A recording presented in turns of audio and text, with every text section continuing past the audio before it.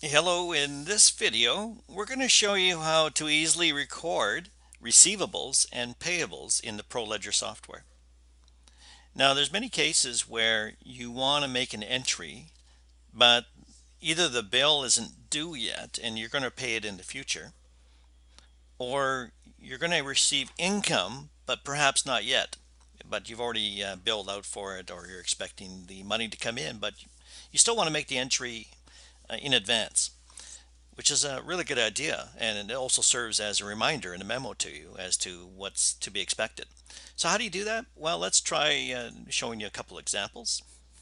So let's try an expense first of all. You've got an expense, but it's not due maybe for a couple weeks.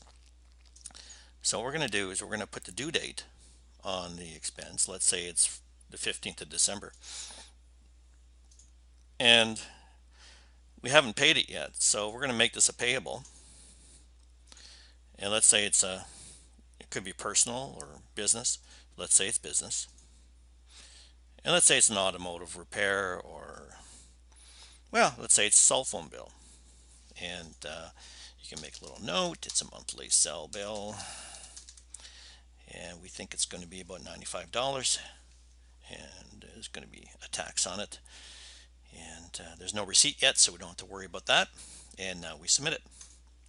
Okay, let's take a look at that. And we're going to go down to our cell phone filter, and we'll see the bill.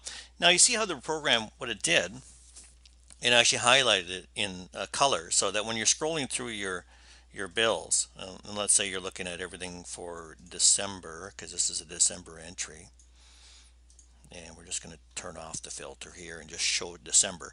You can see, oh, there's a payable.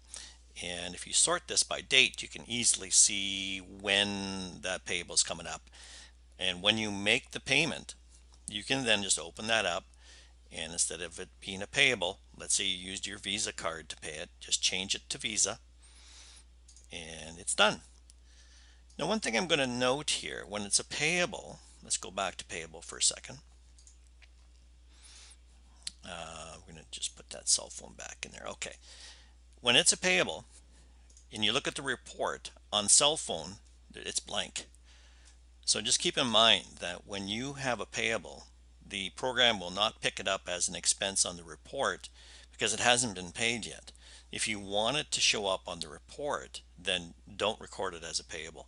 Just record it as an expense, and then you can just reconcile it using the X here once you've paid it that way.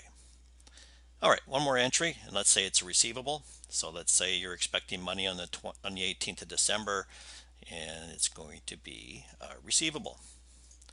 And it's going to be a business receivable, and it's going to be income. And we're just going to say it's $1,200 and no tax, and submit. And here we go. So you can see that that showed up as green for money to come in and orange for payables to go out. And again, that's not going to show up on the report. It's until you've actually got the money. So once you get the money, just change it from receivable, and let's say you put it into your savings account, choose the savings account, and that'll take care of that entry. And now it shows up on the report on the income line once it comes off the status to savings. And that's all there's to it. Thanks for tuning in.